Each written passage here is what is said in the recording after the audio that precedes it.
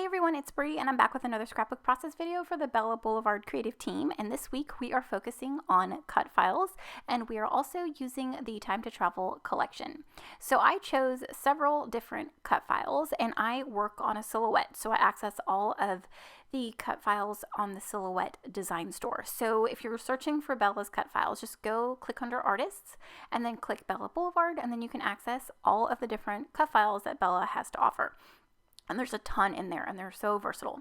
So I chose several different ones. This one right here is All Who Wander Are Not Lost. And this specific cut file is like a positive cut file. So it's super, super simple to use.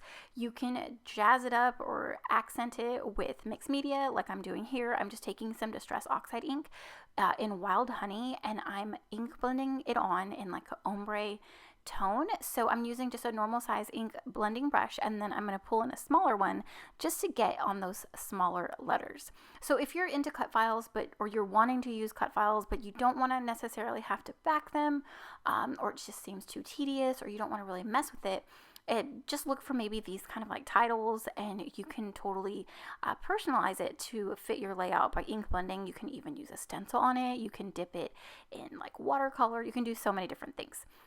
But for this one, I wanted to add extra sparkle, so I took out my favorite glimmer paste. It is from Nuvo, and it is in the color Moonstone. And all I'm doing is I'm just roughly painting on the paste, kind of thick, because since Distress Oxide is, it activates or reactivates with water or any liquid, you just kind of have to go fast with it because it will pick up some of that color. So I'm just lightly painting some of the paste on just to get some of that sparkle and shimmer. But the other cut files I'm using, one is it's called Clouds, and then I used two other ones that are called Cloud Outlines or Outline Clouds. And I had every intention of leaving them completely white and not backing them and just leaving them as is. And that's just another tip for cut files. So you don't really even have to back them. There's so many different cut files out there that you can just cut and just place on your page, use as embellishments, use as like a base for your layout, and build your page right on top of it. There's just so many different ways for cut files. I love working with cut files. Okay, so for the base of my layout, I'm using the ombre side of the hearts and ombre paper in ice, and then I've taken this freeway paper from the collection, and this striped side I wanted to cut like strips and run them vertically, but I thought, okay, what if I cut 2 half-inch strips and then flip them, so just to give it some interest, and have the colors going one way and then going down the next like a different way. So I cut little 4 half-inch strips. I'm going to distress all of the edges, and then I'm going to hear it straight down onto that ice paper. It kind of looks like a sky, and that's what I like about it. So I traveled home in June, actually I just got home a week ago. My nephew turned 18 and he graduated high school, and so my sister threw him this, birthday graduation party, and I got to see some family, and we just vacationed and had like the best time. So I have a lot of travel photos to document, and this collection is perfect. So here's an up close shot. Whenever I use cut files, I love to pop them up on foam tape. I just think it gives them so much more interest and adds the shadows, and it just makes it pop, because you put a lot of work into a cut file, whether you back it or do whatever you want to it, but just being able to to use your software and cut it, like, to me, I want to accent it and I want to highlight it as much as I can. So I'm going to back my photo using the B side of that same freeway paper, and of course I'm just going to distress the edges. I just like the look of it, and I'm going to adhere it down right underneath that title.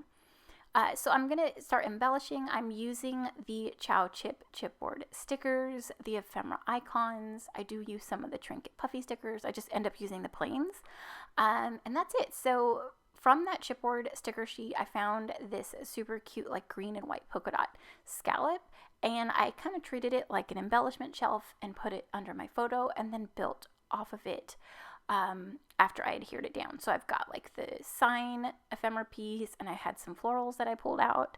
And because we're in like a town, it's not necessarily the desert, but it was really hot, and it's a little more inland because I'm from like a town that's like right on the coast in California. It's like the Central Coast.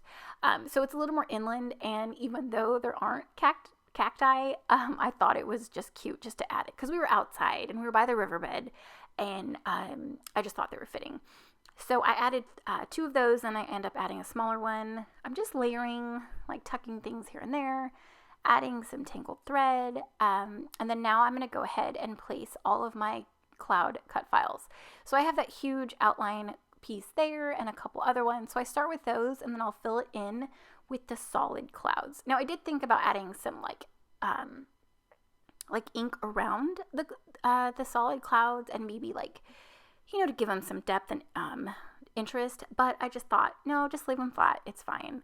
And then when I adhered the cloud outlines, I only added like glue to like the center pieces, and that way the rest of it can pop up, because they're outlines. I thought they would just be fun if they were, you know, kind of messily added.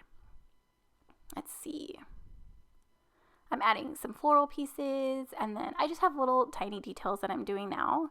And then I'm gonna add this pink and red heart. I'm kind of just looking at the colors that I have in each cluster, making sure that I have the same colors in all of my clusters, just to make sure I've got pink and red and blue and some of that aqua. And I do add a cute little sun.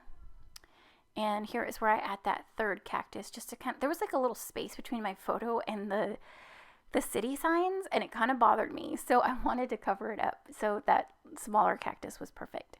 I'm just gonna tuck in that red flower, and I think that's it. Yeah, so I'm just gonna add a few planes here. And the photo is of me, my mom, my sister, and then my aunt. My aunt is in the red, and it was just nice. I haven't seen her, I think, since Elijah was maybe 1, so it's been about 15 years. So yeah, so here is a close-up of all the layout. I love how colorful it is, and just how, even though I left the clouds alone, how much they still pop and really are like center stage of my layout. So thank you so much for commenting, watching, and subscribing. Make sure you visit my blog post up on the Bella Boulevard blog for all the links and access to the Bella Boulevard cut files. All right, I'll see you in my next one. Thanks. Bye.